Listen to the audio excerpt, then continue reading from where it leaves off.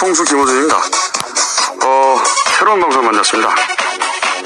나는 꼼수다.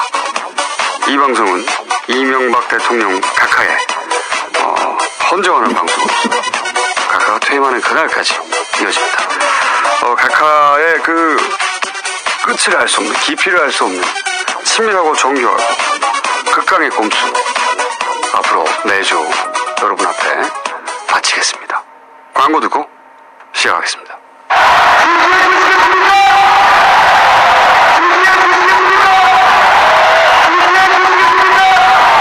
강재석 대표 얼굴만 보면 저거 어떻게 키워가고 싶었습니다.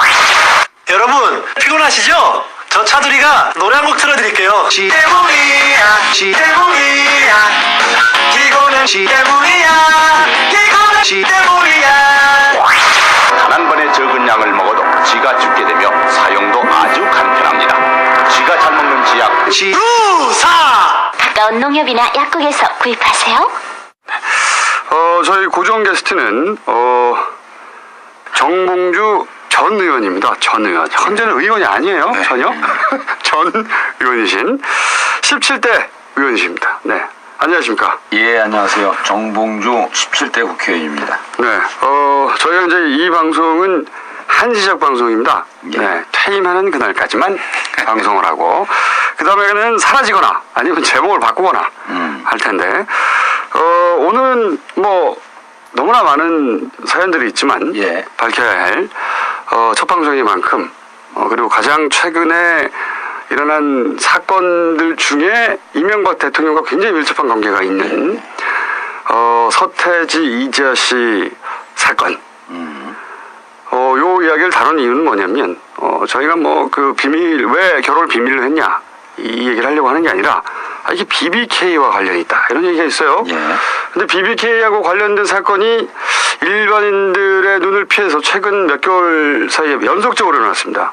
그래서 이 기회에, 왜냐면 이 꼼수의 정수에 해당되기 때문에, 네, 한번 싹 정리를 해보죠. 예. 네. 우선, 서태지 이지아 씨 건에, 예. 뭐랄까요, 숨겨진, 드러나지 않는 핵심은 뭐냐면, 누가 이 사실을 유출하였느냐. 예. 보통 이 정도, 메가톤급 연애, 폭로 기사가 나오면 난리가 나거든요. 예. 그 기사를 발굴해낸, 혹은 추적해낸, 언론들이 자기들이 어떻게 이걸 추적했는가. 예. 그 후속 기사가 엄청나게 나와요. 근데 이건 없어. 이거는 누가 유출했는지가 없어요. 요거 어떻게 생각하십니까? 우선 유출의 소스를 추정해 보면, 예. 당연히 아무도 몰랐으니까 법무법인 양쪽, 서태지를 대리했던 법무법인과 이지아를 대리했던 법무법인 양쪽밖에 모르잖아요. 예. 뭐 거기 주민등록 번호도 없었다고 하니까, 판사도 몰랐다고 하니까. 근데 서태지 쪽을 대리했던 법무법에서는 자기는 서태지 인지조차 몰랐다고 했단 말이죠. 예. 남는 건 이지아 씨 쪽을 대리했던 것입니다. 근데 그쪽에서는 별 말이 없어요. 네. 근데 하필이면 이곳이 BBK와 관련된 연관된 사건, 2007년에 예. 변호했었죠. 예.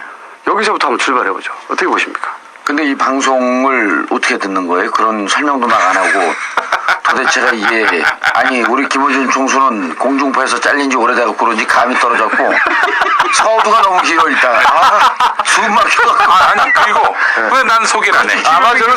교수는 소개가 기본이 안 돼 있어요 지금 완전히. 지금 감을 뺀 정도가 아니라 이제는 뭐 거의 조그만 방에서 3명이 오미션 기부하러가지고 한 사람은 녹음을 하고 있습니다.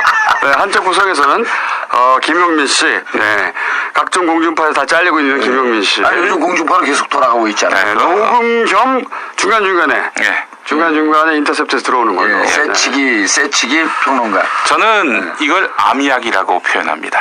암약하고 있습니다 지금. 예. 자, 그러면 3명이 옹기종기 모여서 2명이 줄에 떠들고 한 명은 기계를 만지다가 중간중간에 찬성했으면 들어옵니다. 두 가지 궁금한 게 있는데 이제 방송을 어떻게 듣는지 그것도 궁금하고. 이것은 저희가 이것을 들을 분들은 이미 알고 듣게 된 거죠. 네, 아이팟에 저희가 업로드를 할 것이고, 예. 조만간 인터넷을 통해서도 저희가 들을 수 있게. 과연 이 방송이 퇴임 그날까지 이어질 수 있을지는 저는 잘 모릅니다. 네. 그리고 그다음에 이제 두 번째 궁금한 게 퇴임이면 네. 내년도 대통령 선거까지인지 아니면 임기가 2월 28일까지거든요. 네. 2월 28일까지 우리가 방송을 하는 건지 또 하나 궁금한 건 이 상태로 가게 되다 보면 이제 어제죠 어제 네. 재보궐선거 아주 개박살이 났기 때문에 이런 표현을 쓰면 안 되지 참패했기 때문에 저도 이제 선거가 얼마 안 남아서 참패했기 때문에 이명박 대통령께서 평소 쓰시던 꼼수에 비춰보면 네. 이쯤 되면 옛날에 그 전두환 노태우가 고민하던 게 있거든요. 권력 누수 현상이 심각해지고 레임덕이 강해지면 내가 계속 하게 되면 지지율도 올라가고 나라가 바로 살 것이다. 라고 하는 착각 속에서 친위 쿠데타를 꿈꿉니다. 제가 보기에는 이런 거는 추정이니까 허위사실 아니죠. 이런 허위사실로 무죄됐는데도 늘 두려워. 이쯤 되면 은근슬쩍 이 국정을 연장할 수 있는 친위 쿠데타를 꿈꿔보지 않겠느냐. 그 뭐 어떤 식으로 일어납니까? 국가를 살짝 혼란에 빠뜨리면서 남북 문제를 경색시키고 전쟁의 위협이 생기는 것처럼 상황 조성을 하고 그러면서 뭐 슬그머니 또 군이 들어온다든지 아무리 세상이 지금 21세기고 민주화가 됐다고 할지라도 독재자들의 꿈은 늘 있는 거거든요. 네. 예, 그래서 제가 보기에는 0.001%의 가능성이지만 영어로 하면 in case of 이런 표현 아닙니까? 이런 경우에 대비해서 그 최악의 경우에 인케이스 오브? 아니 실제로 예, in case 영어 하면 in case 뭐 이런 경우에 실제로 친위 쿠데타의 가능성을 전혀 배제할 수 없는 거예요. 친위 쿠데타라면 803 쪽에 어떤 점쟁이가 전쟁이라는 그런 변수가 있다. 예. 이러면서 이명박 대통령의 임기 연장 가능성을 언급한 바 있습니다. 당연하죠. 그 사람하고 저하고 전화 통화하지 않았어도 예. 제 발달된 촉으로 기초해 보면 이렇게 난 물러서지 않겠다. 라고 하는 독이 오를 수가 있어요. 남북 관계를 경색시킨다. 경색시키고 그 와중에 그와 같은 정치적 상황 속에서 비상한 상황 속에서 연장을 할 수 있는 그리고 그런 것을 이미 전두환 노태우 전 대통령 이제 그 뭐 기억도 안 나는 그런 사람들이 늘 꿈꾸고 그때 당시 국정원이나 이런 데서 늘 기획하고 있었던 거거든요. 북풍 소위. 예. 네. 그리고 어떻게 해서든지 정권을 연장할 수 있는. 그래서 만약 그렇게 연장이 된다면 우리 그 방송은 계속하는 건지 그게 궁금한 거예요. 그거는요 제가 알아서 할 테니까 신경 쓰지 마시고. 그래. 친위 쿠데타가 일어나는 그 순간 바로 이 방송은 끝납니다. 셋 다 어디 슬그머니 끌려갈 가능성이 있기 때문에 그래서 우리는 친위 쿠데타가 일어나지 않도록 국민들에게 촛불을 자제하고 좀 차분하게 정권 교체를 기다리자. 너무 이명박 열받게 하지 말고. 의원님 쓸데없는 얘기 그만하시고요. 예. 자 그러면은 여기서도 출발해보죠. 서태지 예. 이지아 건으로부터 BBK로 쭉 거슬러 올라가가지고 최근 몇 개월 동안 일어난 눈에 띄지 않지만 굉장히 치밀하게 일어난. 예, 근데 네. 이번 서태지 이지아 그 이혼 사건을 보도하면서 저도 이제 연예계에 관심이 많으니까 그 사건을 봤죠. 아는 연예인 있으세요? 아는 연예인이요? 있죠. 김어준, 김용민. 알고 편집하고요. 예. 아니 그래서 그 사건이 어떻게 됐나 해갖고 이제 저희 집사람하고 네. 열심히 기사를 보는데 문자가 온 거예요. 문자도 오고 트윗에 글이 올라왔는데 처음 트윗에 저한테 이제 멘션하는 글이 뭐라고 올라왔냐면 의원님 BBK 시사인 사건 무죄 나온 걸 네. 무혐의 나온 거를 덮으려고 서태지 사건이 터졌다는데요. 이 정권이 정말 이럴 정도입니까? 일단 뭐 그동안의 꼼수를 보면 예. 그런 의혹을 가질만 아니 한거 바로 그 사건이 터지자마자 왔어요. 그래서 이게 무슨 얘기가 처음에 묵살했죠. 네. 그랬더니 아는 우리 팬카페 회원들이 몇 명이 문자가 온 거예요. 그런 내용이 지금 인터넷에 돌고 있다. 네. 이렇게 들어가 봤더니 한 사람 시간까지 쟀어요. 서태지 이지아 사건이 터지고 아니 그 BBK 시사인 보도 내용이 검찰이 명예훼손으로 손해배상 청구한 게 기각이 된 거 아닙니까? 그렇죠. 이건 민산이니까 뭐 무죄 이런 표현은 옳지 않고 무혐의 이런 것도 옳지 않고 그래서 기각이 됐으니까 돈 낼 이유가 없다는 거 아니에요? 네. 너희들은 정당한 보도를 했다. 시사인은. 그러고 나서 정확하게 30분 있다가 서태지 이지아 기사가 떴다는 거예요. 네. 그러면서 이것은 BBK 사건을 덮기 위해서 서태지 이지아 사건이 터졌다. 그래서 이제 한두 명이 얘기가 하고 말겠거니 했어요. 원래 일반적으로 예. 그런 연예계 큰 사건이 나면 보통 그런 얘기 나오긴 나옵니다. 나오죠. 늘 음모론이 있죠. 그런데 인터넷을 쫙 도배하는 거 보고 그때까지만 해도 이게 상당히 이 정권에 대한 불신이 깊구나. 그렇죠. 예. 근데 그때까지만 해도 제가 그 정도까지만 생각을 했어요. 근데 그 다음날 아침에 새벽 5시 반에 이제 운동을 하려고 배드민턴 치러 나갔더니 정말 잘 모르는 아줌마가 네. 저는 저를 지지하는 분인지도 몰랐어요. 그런 쓸데없는 얘기 빼고요. 아니 근데 그분이 서태지 이지아 이혼했 때 그래서 이제 이분도 그냥 일반적인 관심을 갖고 있는 분이구나. 그래서 예 그래요 그랬더니 BBK 사건 덮으려고 그랬다면서요? 아니 그래서 깜짝 놀랐어요. 네. 그 누가 그러더니 그러니까 대학교 다니는 자기 딸이 그러더라는 거예요. 그러면서 쌍시원 욕을 하면서 이놈들 이럴 수가 있냐 그러면서 막 흥분을 하더래요. 쌍시원 욕이 뭡니까? 그런 욕은 이제 뭐 이런 쌍놈은 개놈은 뭐 그래서 야 너 그런 거 신경 쓰지 말고 공부나 열심히 해라. 근데 그 말에 더 열을 받더래요 딸이. 엄마는 그런 것도 모르고 같이 배드민턴 친다면서 봉도사 아저씨가 그런 것도 모르고 살면 어떡하냐고. 이거 싫어요. 그러더니 옆에 있던 또 젊은 엄마가 우리 아들이 고3인데 우리 아들도 그 얘기를 해요. 그래서 제가 그때 딱 내린 결론이 이게 국민들 마음속에 이명박 대통령에 대한 불신이 있는 차원을 떠나서 레임덕이라고 하는 것은 그 정권이 힘을 잃는 것뿐만 아니라 두 번째가 레임덕의 큰 특징이 뭐냐면 국민들이 철저하게 정권을 불신하는 거거든요. 그래서 이 레임덕이 그냥 이 정권의 권력 내부에서 힘이 빠지는 이런 현상을 떠나서 국민들이 이렇게 불신하는 거 보니까 레임덕은 시작된 게 아니라 이미 뿌리까지 깊게 들어왔구나. 그때 제가 사실은 재보궐선거에 압승이 딱 느낌이 들더라고요. 이렇게까지 깊게 파고들어 있으니 이길 수가 없겠구나. 그게 이제 각각해서 그동안 쭉 쌓아온 꼼수. 예. 이것이 이제 누적되어서 업적. 네, 업적이 빚을 바라는 거죠. 예. 꼼수가. 그런데 그것이 과연 그 일반인들의 추정이 어느 정도 개연성이 있고 근거가 있는 것인가? 전문가로서 이제 말씀해 주셔야죠, 이제.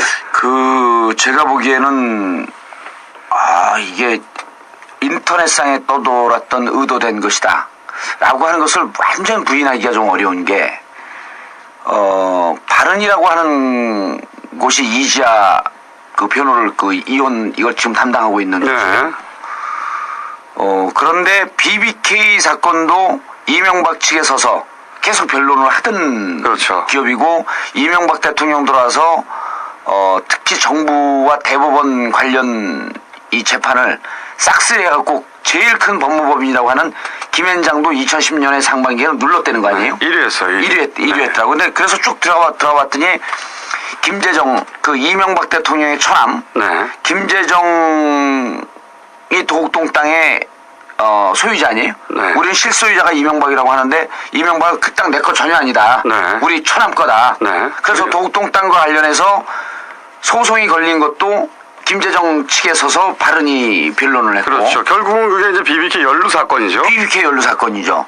그리고 뭐 이제 KBS 정현주 해임 부여 사건 그것과 관련해서도 이명박 대통령을 변호했고. 그 다음에 미래법 날치기 처리할 때는 김영호 국회의장을 또 변론했고. 촛불 집회 때. 촛불 집회 때도 뭐 있나요? 촛불 집회 때 왜 상인들 연합이 촛불 단체들 상대로 해가지고 손해배상 청구하고. 네, 그것도 정부 측에서 한 거죠. 정부 측 사이드에 변호한 거죠. 그것도 발언해서 했어요? 그것도 발언해서 했어요. 발언이라고 하는 이름을 쓰질 말든지. 발언과는 전혀 다르. 그래서 그러다 보니까 이쪽에서 유일하게 알고 있는 게 BBK와 서태지 쪽 양쪽을 다 알고 있는 건데. 그렇죠. 그러니까 여기서 네티즌들 중에서 누가 이걸 덮으려고 했다라고 하는 그냥 단순한 상상력이 아니고 그렇죠. 발언에 대해서 알고 있는 사람이 먼저 이것을 누수시켰지 않았을까. 그래서 발언에서 양쪽의 변론을 다 알고 있고 정확한 사건을 알고 있기 때문에 BBK 사건을 누를 수 있는 이 소스를 갖고 있는 것은 발언밖에 없을 것이다. 아니 그게 근거가 없는 게 아니라 대단히 개연성 높은 추정인 것이 개연성이 높은 것 같아요. 그렇죠. 왜냐면은 생각해 보면은 공개 재판도 아니었고 말이죠. 공판도 아니었고 말이죠. 거기에 가면 양쪽의 변호사하고 판사밖에 없는 거 아닙니까? 그런데 이쪽 변호사는 모른다고 하고 판사도 몰랐다고 하니까 남는 예. 건 이쪽밖에 없어요. 예. 그러면 보통 기자들이 우리가 이제 딴지일보도 마찬가지고 어떤 매체도 마찬가지입니다. 만약에 자기들만 내는 특종을 냈다. 예. 예전에 생각해 보면 B가 도박했다. 예. 이거 스포츠서울에서 아마 추적했었죠. 그때 후속 기사가 어마어마하게 나왔어요. 자기들이 어떻게 하는지. 특종을 했는지. 그렇죠. 이번엔 그런 내용이 없더라고요. 원래 모든 특종은 후속 기사가 자랑할 찬스가 왔거든요. 예. 후속 기사가 확 나오게 돼 있어요. 그러니까 엄청난 특종인데 이게. 그러니까요. 근데 아무도 없지 않습니까 이게. 이게 어느 정도 특종이냐면요. 20대는 서태지를 지금 모른다 그러더라고요. 이름만 알죠. 이름만. 아, 서태지를 아는데 그 옛날 그런 광고도 한번 나왔어요. 누가 이렇게 그 핸드폰으로 서태지 동영상을 보고 있는데 그 기차역에서 서태지가 옆에 앉았고 그거 뭐예요? 그러니까 서태지입니다. 아, 그래 서태지인데요. 그러니까 여자가 보면서 아 서태지라니까요. 그러니까 제가 서태지인데요. 그러니까 아 이거 서태지라니까 이상한 아저씨네 그러면서 가는 게 있거든요. 그런 셰프가 있어요. 그러니까 지금 10대, 20대가 서태지 이름만 알지 그 사람 도대체 누군지 모른다는 거예요.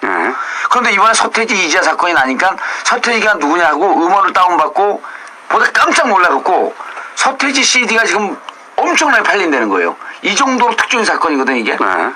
근데 이게 특종이 어떻게 나왔는지 그리고 예를 들어서 이지아 씨 측에서 이걸 흘릴 이유가 없지 않습니까? 틀릴 이유가 없죠. 서태지가 흘리지 않는다는 건 예. 당연한 것이고 이때까지 뭐 거의 20년 가까이 싸운 신비주의가 있는데 네. 그러니까 양쪽도 흘릴 리가 없고 알고 있는 사람은 법적 대리인밖에 없고 예. 한쪽에서는 전혀 몰랐다고 하고 판사도 몰랐다. 판사가 알 리가 없죠. 사실 그 본명을 어떻게 합니까? 기자들 잘 모르는데. 네. 그러니까 이 사건의 핵심은 사실은 누가 이걸 최초로 노출시켰나 이거라고 봅니다. 근데 이게 이제 그 중국 그 사자성어에 이런 표현이 있잖아요. 조반율이라고 하는 게 있어요. 네. 반대가 형성되면 반드시 이유가 있다. 그거는 이제 혁명이 일어날 때 그런 표현들을 네. 많이 쓰는데 국민들 대다수가 하나의 견해로 뜻이 모이면 거기는 반드시 이유가 있다. 이유와 근거가 있다는 얘기거든요. 이번에 인터넷상에서 누가 바로 이 서태지 사건이 BBK를 누르기 위해서 일부러 유출시킨 음모론이다. 라고 했는데 그게 설득력이 없으면 이렇게 퍼지질 않아요. 우연치고 너무 우연치고 어마어마한 너무 이상한 우연이기 너무 때문에. 이상한 우연이죠, 사실. 네. 그래서 이 BBK 사건을 우리가 이제 원론으로 돌아가게 되면 정말 이명박 대통령 입장에서는 이명박 대통령이 발언에다가 BBK 사건 덮기 위해서 서태지 건을 터뜨려라. 이렇게까지 지시는 안 했을 거 아니에요. 네. 그런데 이제 발언이 변론하다 보니까 이것이 BBK가 얼마나 아픈 건인지 그리고 이것이 현 정권으로서는 지금 이제 정리하려고 아주 기를 쓰고 있는 거 아니에요? 거의 정리 단계에 와 있죠. 그러니까 이제 여기서 거슬러 올라가서 예. 도대체 최근 몇 개월 사이에 BBK를 정리하려고 어떻게 노력했는지를 얘기해 주면 예. 지금 이 서태지 이지아 사건에 대한 그 사람들의 의혹이 그렇죠. 근거 없는 것이 아니다라는 게 보강되죠. 지금까지 말한 것은 사실 언론에 보도된 걸 정리한 수준인데 예. 이제 여기서 이제 그렇다면 이명박 대통령께서 예. 이 정권이 이 BBK를 얼마나 아킬레스건으로 여기고 있는지 예. 그걸 여실히 드러내는 최근의 사건이 몇 가지 있지 않습니까? 그걸 좀 정리해 주십시오. 그렇죠. 일단 그 BBK 사건이 다시 최근에 수면에 위로 떠오른 것이 김경준이 현재 징역을 살고 있고 8년형을 받았다 그러죠. 네. 8년형을 받고 100억의 추징금을 받고 추징금을 내야 되죠. 그러니까 100억을 벌금으로. 추징금이죠. 벌금이 아니라. 그리고 그런데 김경준의 누나인 에리카 김이 얼마 전에 들어왔죠. 네. 그때 이제 사람들이 무슨 딜은 있긴 있는데 예. 무슨 딜이냐? 무슨 딜이냐 모를 때 이제 우리는 이러이러한 딜이다 하면서 이제 우리가 얘기를 했던 지적을 할 수 있는 게 의원님이 최초로 주장하셨죠. 예, 네. 제가 주장을 했는데 그게 아직 현실 안 됐죠. 현실은 안 되는데 그런 얘기가 스물스물 나옵니다. 스멀스멀 나오고 있고 그래서 이제 봤더니 근데 이제 못 들으신 분을 위해서 예. 의원님이 이제 주목도가 워낙 언론에 없는 발언을 했는데 별로 예. 보도되는 데가 없어. 그래서 아니 한번 근데 정리를 하자면 언론에 주목이 없는 게 없긴 없는 것 같은 게 딴지일보나 주목하지. 아니 26일 날 제가 또 그 BBK 수사팀이 네. 저한테 명예훼손이라고 하면서 2억 8천만 원을 손해배상 청구했거든요. 네. 또 김경준 변호사인 김종술 변호인에게도. 근데 지난번 시사인이 무혐의 됐을 때는 엄청나게 기사가 나오더니 네. 이번에 시사인 때보다 기사가 적게 나와요. 의원님도 적게. 현역도 아니고. 예, 적게 나오는데 또 저를 중심으로 나오는 게 아니라 김정술 변호사가 무혐의 됐다. 네. 라고 하는 것에 붙여서 한편. 한편. 덤으로. 네. 정봉주 전 의원은 네. 그것도 정 전 의원은 그러면 사람들이 잘 모르니까 정봉주라고 꼭 밝혀줘요. 정봉주 전 의원은 그 기자들 중에 제가 감각이 있는 사람이 있을 줄 알고 지켜봤어요. 정봉주 17대 국회의원은 이렇게 쓰는 사람이 하나도 없어. 대한민국 기자들 정말 문제 많아요. 어쨌든 네. 그 100억 그러니까 그렇게 말씀하셨죠. 이 100억 벌금과 예. 8년을 받았는데 8년이 있죠. 받았는데 에리카 김이 왜 왔냐? 에리카 김이 들어올 때 우리가 이렇게 예측을 했죠. 에리카 김은 BBK에 대해서 이명박 대통령에게 면죄부를 주고 네. 깔끔하게 이 사건을 정리해 주기 위해서 들어왔다. 네. 그리고 반대급부로 그리고 반대급부가 뭐가 있을까라고 하면서 언론에서는 하나도 지적하지 못할 때 반대급부는 우리가 이런 것이 있을 것이다라고 이제 예측을 했죠. 뭐냐면은 뭐였었죠? 추방이죠, 추방. 네, 추방인데 반대급부로는 그 에리카 김이 걸려있던 게 BBK 사건 관련해서 기소중지권이 하나 있었고요. 네. 그 다음에 그 기소중지권이 하나 있었고 이명박 대통령, 네. 이명박 대통령에 대한 명예훼손이 하나가 있었고, 그 다음에 BBK 사건 관련해서 자금 횡령에 대해서 공범이다 김경준과 네. 이거에 대해서 기소중지권이 있었죠. 네. 그러니까 기소 유예가 아니라 판결이 나지 않은 상태였어요. 수배 중이었었죠, 수배. 그렇죠. 예, 수배 중이었는데 와갖고 두 가지 얘기를 했어요. 그러니까 수배 중이라는 건 사실은 정권이 바뀌고 난 다음에 네. 수배 중이었기 때문에 언제든지 잡을 수 있는 거죠. 사건이 종결된 게 아니니까 종결된 게 아니죠. 다음 정권이 만약 야당이 잡으면 불러들일 수 있는 거죠. 불러들일 수 있고 네. 뭐 수배 중이기 때문에 대한민국 영원히 못 들어오는 거죠. 네. 들어오는 순간에 검거되니까. 그래서 두 가지 건이 있었는데 그래서 수배 중인 기소중지권이 하나 있었고, 하나는 그 이명박 대통령 명예훼손이 하나 있었고, 기소중지권은 들어가고 검찰에 사진 출두해서 이렇게 얘기를 했어요. 주가 조작 횡령은 동생이 단독으로 저지른 것이다. 난 모른다. 네. 그 다음에 이명박 대통령이 BBK 소유자라고 얘기했던 것은 거짓말이다. 미안하다. 네. 그러니까 검찰 입장에서는 그 다음에 어떻게 검찰이 대응을 했냐면 BBK 주가 조작 횡령 사건은 이미 동생이 중형을 살고 있고 본인이 뭐 반성을 하는지 뭐 이러고 있기 때문에 이것은 불기소 처분한다. 네. 그 다음에 명예훼손에 대해서 명예훼손은 뭐 불구지체인가 그러잖아요. 네. 그래갖고 명예훼손을 당한 사람이 처벌을 원치 않으면 그것은 처벌할 수 없는 조항이란 말이에요. 네. 명예훼손에 대해서도 이게 흐지부지하면서 없어진 거 아니에요? 네. 그래갖고 에리카 김에 대해서 이제 다 사건이 종결이 된 거예요. 네. 그러면 에리카 김은 도대체 받아갈 게 뭐냐? 그래서 이제 저희가 여기서 받아갈 왜냐면은 지금 말씀하신 것들은 한국에 안 들어오면 예. 자기는 적용이 안 되는 거기 때문에 적용이 안 되는 거죠. 특별히 받을 게 아니에요. 받을 게 없는 거죠. 네. 그리고 자기가 와갖고 보면은 주가 조작 횡령에 대해서는 동생이 더 나쁜 놈이다. 네. 동생이 단독으로 했기 때문에 동생이 나쁜 놈이라고 찍은 거거든요. 그렇죠. 네. 그러니까 이명박 대통령에 대해서 훌륭한 사람이다. 네. 국민들이 동의하지 않는 사건 아니에요? 그러면 자기들이 도대체 받아올 게 뭐냐? 그래서 봤더니 김경준이 2심 재판 때부터 나를 미국으로 좀 추방시켜 주십시오. 난 미국 시민권자니까 미국 가서 살겠습니다. 네. 그런데 이게 받아들이지 않고 있다가 에리카 김이 들어오면서 김경준을 미국으로 추방시키려고 하는 이 딜이 법무부와 이루어졌을 가능성이 있다. 네. 그렇게 추정을 하셨죠. 그렇게 추정을 했죠. 예언을 하셨죠. 추정을 하고 법무부 내규나 이런 걸 들여다봤더니 8년에 100억 추징금을 받았는데 네. 100억 추징금을 안 내게 되면 뭐 복무형인지 이런 노역을 살죠. 복역을 해야 돼요. 근데 그 네. 복역의 최대 기간이 3년입니다. 그러니까 100억이라고 해서 뭐 하루 5만 원인가 10만 원 그렇게 까는 게 아니고 그런 게 최대 아니라 기간이 아무리 액수가 많아도 100억이면 3년 징역을 살아야 되는 거예요. 그러니까 3년 징역을 살면 100억이 다 까지는 거죠. 까지는 거죠. 200억에도 까지는 거고. 네, 그런데 보니까 김경준이 3년 넘게 살았어요 벌써. 네. 100억 까졌어. 아니 안 까진 거지. 그래서 우리 보통 사람들은 8년 징역을 받고 100억이면 100억을 3년을 계산하면 11년을 살아야 되는데 8년을 먼저 살고 나중에 3년 사는 줄 알고 이렇게 저도 그렇게 생각하고 있었거든요. 네. 그 법무부 관계자하고 확인해 봤더니 3년을 먼저 살든 8년을 먼저 살든 그건 법무부 재량이다. 그러니까 100억을 까기 위해서 3년을 먼저 산 것으로 법무부가 인정해 줄 수 있다. 그렇죠. 네. 그럼 3년 살았으니까 이제 김경준은 아주 돈을 좋아하는 친구니까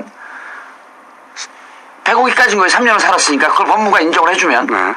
그럼 나머지 8년형인데 이렇게 되면 김경준은 100억 벌금을 안 냈음에도 불구하고 3년을 깠기 때문에 미국으로 건너갈 수 있는 조건이 된다. 그러니까 이제 그게 말이 되는 것이 네.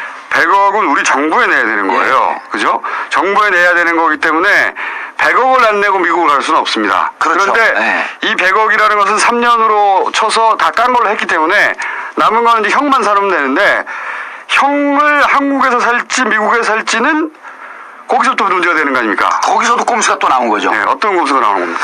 그 전엔 2009년 3월 25일인가요? 그 이전에는 법무부 장관 산하에 법무부 차관이 위원장이 되는 해외 수용자 심사위원회가 있어요. 그래서 우리나라에서 감옥을 징역을 살고 있는 외국인이든 우리나라 국적을 갖고 있는 사람이 외국에서 감옥을 살든 주로 이제 우리나라에서 살고 있는 사람을 추방하는 경우에 그 전에 심사를 합니다. 외국인 시민권자인데 우리나라 감옥에 있는 사람. 우리나라 감옥에 있는 사람들. 네. 외국인이 이제 많이 들어와 있잖아요. 네. 그래서 그 법이 언제 만들어졌냐면 2003년도에 만들어졌을 정도로 최근에 변화된 국제 환경에 맞춘 법이에요. 네. 거기에서 그래서 법무부 장관이 무조건 너는 니네 나라 가서 살아라. 중국인들 같은 경우에 요즘 범죄 행위가 막 급증하고 있지 않습니까? 이게 좀 사회적 지위가 있기 때문에 이게 외교 분쟁으로 가지는 않겠죠. 중국인을 딱 찍은 게. 언론에 주목하지 않기 때문에. 우리나라에서 주목하지도 않는데 중국에서 주목할 리가 없어요. 예, 예를 들면 이거 못 알아듣게 중국어인 이게 중국인이라고 하는 중국어 표현입니다. 중국 언론이죠. 중국어는 네. 중국어를 좀 하시네. 그래서 이분들이 요즘 우리나라에서 감옥 사는 경우가 많아요. 네. 근데 그 나라로 추방시켜주면 팔은 안으로 굽는다고? 너 한국에서 잘못했어? 내가 보니까 잘못한 거 없어. 그럼 바로 석방시키는 경우가 있어요. 그럴 수도 있고. 네. 그렇기 때문에 우리나라에서 징역을 살고 있는 감옥을 살고 있는 외국인들에 대해서 추방을 할 때는 정확한 명칭이 뭔지 모르는데 해외 수용자 심사위원회라고 하는 게 있는데 네. 그게 한 9명 정도 일정 수로 구성하게 되어 있어요. 차관이 위원장이 되면서. 그런데 이제 그 법무부 장관도 임명하고 외부의 전문가들 임명하고 그러는데 그 심사위원회 꾸리는 순간 이 심사위원회 판단은 객관적이 되기 때문에 눈치가 보게 되죠. 그 법무부 장관이 이러나 저러나 할 수 없는 거예요. 대통령도 이러나 저러나 할 수 없는 어렵죠. 거죠. 네. 어려워지는 거예요. 네. 그런데 이 법이 2009년 3월 25일 날 네. 자그마치 5조에서부터 10조까지 5, 6, 7, 8, 9, 10 6개 항목이 싹 제외가 돼요. 해외 수용자 심사위원회 구성에 관한 네. 규정이죠. 그게 삭제가 되면서 제가 법을 다룬 국회의원 아닙니까? 예전에 그랬죠. 지금도 법을 다루고 있죠. 그래서. 예. 그런데 이렇게 6개 항목의 조항이 사라지는 것은요. 네. 거의 법 제정 수준의 개정이 아니라 엄청난 거죠. 그래서 이런 거 할 때는 그래서 누가 발의했나 또 봤더니 의원이 입법 발의한 게 아니라 정부가 입법 발의했어요. 정부가 입법 발의하는 거는 의원이 발의하는 것보다도 한 13단계의 과정을 더 거치기 때문에 무척 복잡한 거예요. 그러면 2009년 3월 25일 날 끼어들으세요 이제. 그럼 2009년 3월 25일 날 발의되려면 2008년에 시작했다는 얘기. 2008년서부터 준비하고 있었다. 아니 2008년에 취임했지 않습니까? 2008년 취임했죠. 이 꼼수의 치밀함. 꼼수가 달인들이에요. 진짜 김병만인가 누구 달인 있잖아요. 코미디 프로에. 그러니까 지금 말씀은 요약하면 이런 거네요. 원래는 굉장히 어렵게 추방하게 돼 있었는데 저 심사가 까다롭게 되어 있죠. 근데 이걸 고쳐서 어떻게 바꾼 겁니까? 법무부 장관이 단독으로 결정할 수 있게 되어 있어요. 간단하게. 그렇죠. 근데 법무부 장관 누가 임명하죠? 대통령이면. 꼼수의 달인 대통령께서 임명하시잖아요. 이 꼼수의 치밀함. 그러니까 대통령이 임명한 법무부 장관이 국내에서 감옥을 살고 있는 사람을 추방시킬 수 있는 권한을 단독으로 갖고 있다고 한다면 그건 곧 대통령이 갖고 있는 거죠. 그러면 정리를 하자면 그 3년을 살았는데 예. 3년을 산 걸 8년 중에 일부러 칠 거냐? 예. 100억을 깐 걸로 칠 거냐도 법무부 장관이 판단하고 예. 그다음에 이 사람을 추방할지 말지를 굉장히 어렵게 돼 있었는데 그걸 그렇죠. 간단하게 만들어서 그걸 결정한 것도 법무부 장관이에요. 장관이 되어 있고. 그러니까 추방이 아주 간단하게 됐네요. 그렇죠. 추방이 간단하게 되어 있기 때문에 그때 당시에 2009년 2월 17일로 저는 기억하고 있는데 이런 날짜를 정확하게 기억하는 거 보면 제가 머리가 좀 있는 것 같아요. 편집해주세요. 그때 박영선 의원이 민주당 의원이죠. 이게 김경준을 상대로 한 법안 아니냐, 네. 염두에 둔 법안. 그땐 답변 안 해, 법무부 장관이. 이번에 얼마 전에도 대정부 질에서 박영선 의원이 또 같은 질의를 해. 네. 이거 김경준 해외 추방하려고 그런 거 아니냐. 네, 3월 말인가 했었죠, 아마. 예, 네. 추방하려고 그런 거 아니냐 그랬더니 뭐 그럴 계획 없습니다. 이렇게 답변해요, 법무부 장관이. 지금은 없다는 얘기겠죠. 지금은 없는 거죠, 지금은. 예, 계획은. 그런데, 이제 우리 청취자 여러분들께서 왜 자꾸 추방하는 게 뭐 대수냐. 이렇게 보는데 미국은 우리나라와 달리 추방되는 순간에 미국 재판에서 자기 돈을 지키려고 하는 재판에서 다 이기고 있잖아요. 네. 김경준이. 미국에서 돈이 여유가 좀 있어요. 자기 재산권, 압류됐건도 다 풀렸고. 그럼 미국은 법적으로 금보석을 허용하는 나라예요. 돈 내고 나올 수 있죠. 돈 내고 나올 수 있는 거죠. 네. 미국으로 가는 순간에 김경준은 자유의 몸이 됐다고 보면 딱 정답입니다. 그러면은 여기 에리카 김이 온 게 이제 결론이 난 거죠. 에리카 김. 8년을 살려고 미국에서도 추방해달라고 하는 건 아니겠죠? 그렇죠. 네. 나가는 순간에 한두 달 정도 심사 기간 좀 거치고 난 다음에 그 다음에 금보석으로 나오려고 하는 준비를 이미 하고 있었고 그리고 이제 이것은 다른 방송에서는 안 한 얘기인데 에리카 김이 그쪽 그러니까 저 한나라당 측과 네. 일정하게 협의를 해갖고 들어왔다라고 하는 증거가 발견되는 게 에리카 김이 이런 걸 말씀해 주셔야죠. 예, 이런 에리카 걸. 김이 우리 민주당 측 관계자들 과거의 민주당 측 관계자들 네. 좀 더 정확히 얘기하면 정동영 측하고 이렇게 관계가 있었던 모 인사하고 아, 그래요? 예 계속 연락을 하고 있었어요. 그냥 커넥션을 유지하고 있었군요. 유지하고 있었는데 정동영 측에서 의원 측에서 들으면 이제 오해할 수 있는데 그분이 지금 정동영 의원과는 결별을 했습니다. 과거에 정동영 과거에 측 인사. 정동영 의원 측에 서 있던 분 인사. 지금은 결별했기 때문에 이런 내용을 정동영 최고위원은 전혀 모릅니다. 이렇게 보호막을 한번 쳐주고. 예, 한번 쳐줘야 돼요. 그리고 BBK에 올인됐다라고 하는 것은 올인한 것이 내 지난 2007년 대선 때 큰 패착이었다. 이렇게 정동영 라고 스스로 말해버렸죠. 스스로 말해버렸죠. BBK가 이렇게 뜰 줄 모르고 그래갖고 제가 또 공격했잖아요. 네. 정동영 의원 혼자만 살자고 꼬랑지 자르는 겁니까? 나는 지금 재판 중인데. 그 꼬랑지는 정봉주 전 의원이죠. 꼬랑지란 표현 안 썼어요. 혼자만 살겠다는 겁니까? 그리고 직격탄을 날렸죠. 네. 그러니까 또 만나갖고 2시간 동안 뭐 그런 뜻이 아니었었다. 그 사과문에 대한 그런 뜻이 아니면 뭡니까? 그 반성문에 대한 입장을 올리겠다고 아직도 안 올리고 있어요. 안 올리고 있는데 오해네. 예, 근데 어쨌든 저는 이제 정동영 최고위원과도 무척 친해졌어요. 제가 야인 생활 한 3년 하다 보니까 모두하고 다 친해집니다. 누가 단골을 잡을지 모르기 때문에 공천을 받기 위해서 모두에게 줄을 서 있습니다.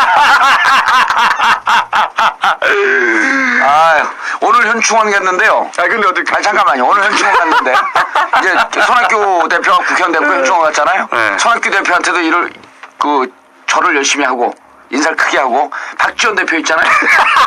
다음에 당권에 유력한 분이에요. 박지원 대표에게도 또 막 저쪽으로 가는 걸 쫓아가고 눈도장 찍고. 예, 눈도장 찍고 BBK 이건 무혐의 돼서 축하해 그러더라고요. 근데 딱 누가 노려보는 눈빛이 심상치 않고 봤더니 정세균 대표가 또 얼른 가서 인사하고 자기하고 친한데 저놈이 손학규 박지원한테만 인사를 그걸 딱 쳐다보는 것 같아. 그런데 또 누가 뒤에서 그걸 딱 들려보니 정동영 최고위원이 이게 최고위원이 안녕하십니까. 오늘 아침에 네 분에게 다 잘 쓰고 혹시 이 방송을 보시면 정봉주가 여러분들을 존경하고 있다는 말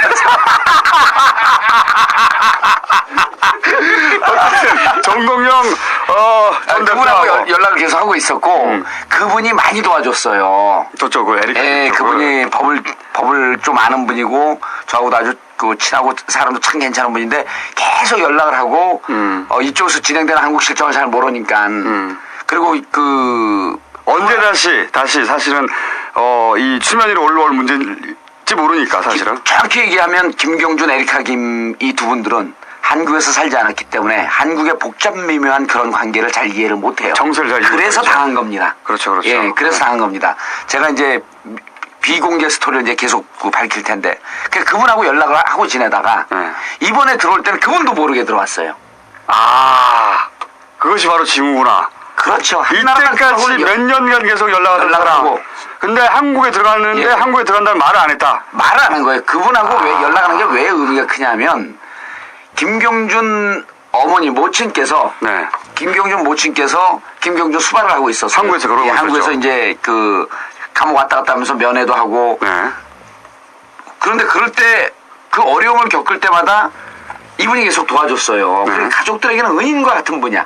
네. 근데 그분에게 연락을 안 하고 들어왔어요. 한국에 오면서. 처음으로 오면서 그 사건이 처음으로 오면서. 그러니까 한국에 연락 온 날 내가 딱 그분에게 전화를 했죠. 어떻게 된 거냐? 어떻게 된 거냐 그랬더니 저도 모르고 들어왔습니다. 그래서 그동안 연락하고 있는 걸로 알고 있었는데 그랬더니 하고 있었죠. 그동안 하고 있었는데 요 딜이 있을 동안 예. 그 양쪽으로 하고 있었구나. 양쪽으로. 원래 양수겸장 아니 원래 그렇게 했죠. 뭐 예, 그럼요. 그러니까 예. 네. 어느 쪽이 자기를 살려줄지 모르니까. 그 미국 그 주식 투자하는 사람들 포트폴리오라고 하는 표현 쓰잖아요. 리스크 높은 쪽 하나 하고 그다음 좀 안정적인 쪽. 그러니까 양다리를 거치는 게 미국 애들 특징이에요. 아니 그건 뭐 이해갑니다. 예, 충분히 이해가 가죠. 왜냐면 어느 쪽이 살기 위해서. 어느 쪽이 살릴지 모르니까 그렇죠, 살기 자기를. 위해서. 그래서 네. 연락을 하다가 그러면은 내가 한국에 들어간다 한번 좀 봅시다. 이게 한국적 정서를 이해하고 한국의 복잡 미묘한 잔머리 세상에 대한 이해도가 높으면 네. 이쪽에다가 자연스럽게 연락을 하죠. 나 한국 들어가니까 한번 좀 보자. 그러면 한국 들어오면 당신이 좀 잡혀갈 텐데 나 걱정해 줄 거 아니에요. 그러면은 우리가 이런 해석 방송을 못 해요. 근데 그분한테 연락을 안 하고 들어와서 자기도 좀 미안했겠죠. 한편으로는 또. 근데 그 미국에서 살아갖고 우리들하고 좀 틀려요. 우리들 이 그 뇌구조는 복잡하잖아요. 미안하다기보다는 그럼 이럴 수도 있겠네요. 이 관계는 더 이상 필요 없다. 이쪽하고 딜하면서 다 끝났기 때문에. 그것도 아니에요. 그것도 아닌 게 가족들 뭐 면회하고 뭐 등등 할 때도 또 계속 연락을 해요. 들어오고 난 다음에. 들어오고 난 다음에는. 난 들어오고 그게 이제 첫 번째 징후. 그럼 미안해서 연락을 못하네요. 첫 번째 징후고 두 번째는 김경준 모친이 미국에 돌아갈 수밖에 없는 상황이에요. 요것도 언론에 보도 안 되는 거네요. 안 한 거죠. 이런 의미 있는 방송 아니면 얘기 안 해요. 네. 부르는 데가 없으니까 뭐.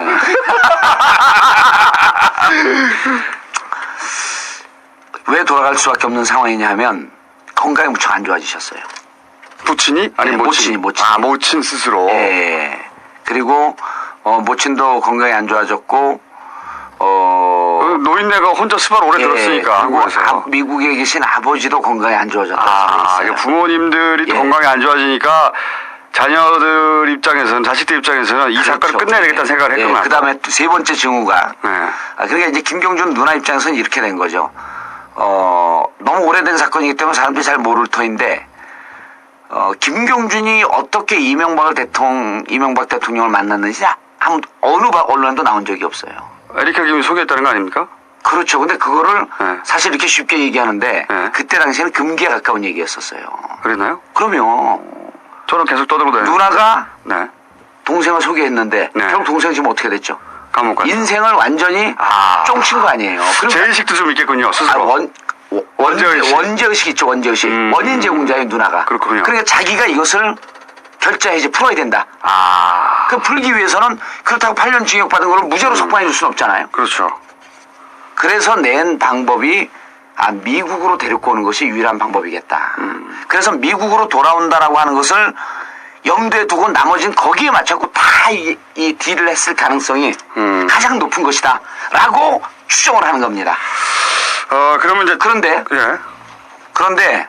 우리가 추정한 게 딱딱 맞아 떨어지고 있어요. 이상하게 맞아 떨어지죠. 제가 이렇게 뭐 내고 있는 사람도 아닌데 이거는 이제 본인의 정책 미래하고 걸린 문제이기 때문에 네. 의원님께서는 이 사안을 정확하게 알지 않으면 안 되죠. 그렇죠. 근데 네. 잘 모르고 공부를 안 하고 연구를 안 해도 다른 사람들보다 한 10배는 더 잘하니까.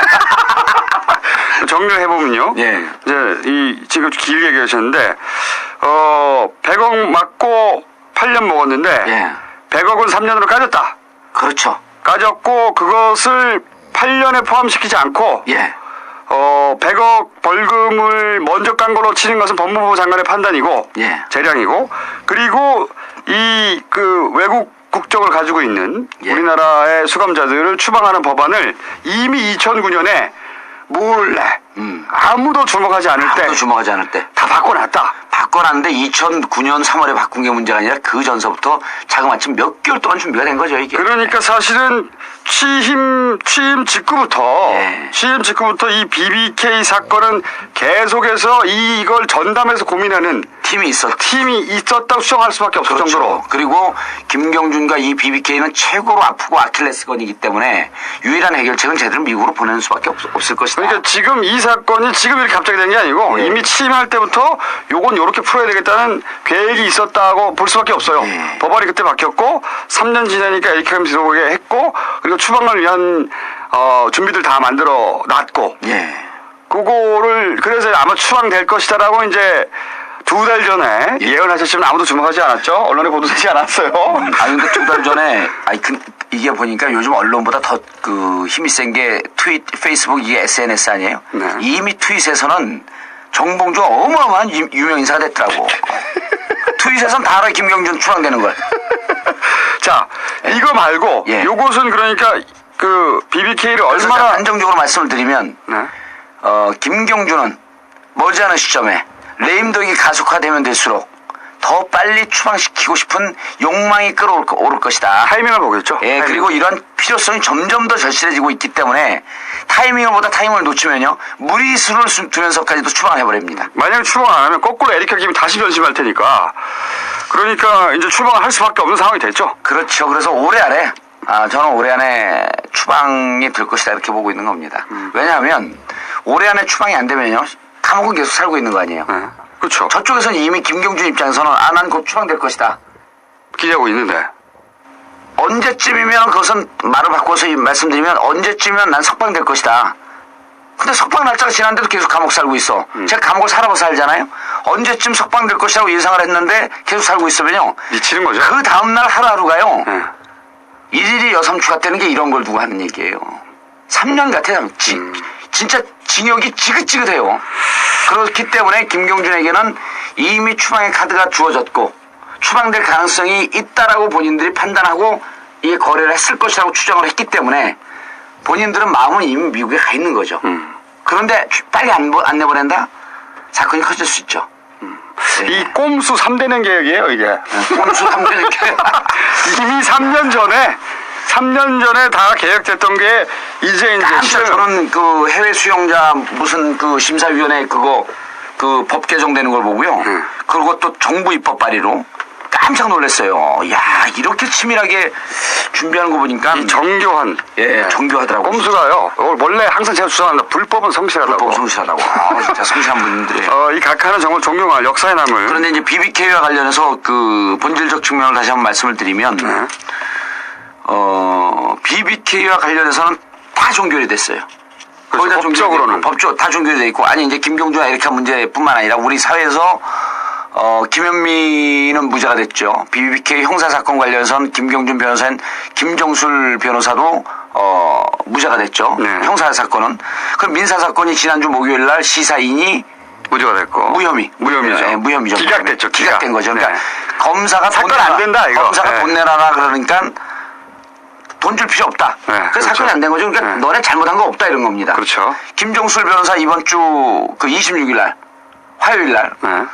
김종술 변호사 무혐의 됐고 저도 그 사건은 무혐의 됐죠. 무혐의 된 거죠. 민사. 근데 무혐의 됐는데 그 내용 자체가 정치적으로 민감한 사안, 국민들이 관심 있는 사안에 대해서 이런 비판하고 비판하는 것은 정당의 본연의 임무라고 볼 수 있다. 네.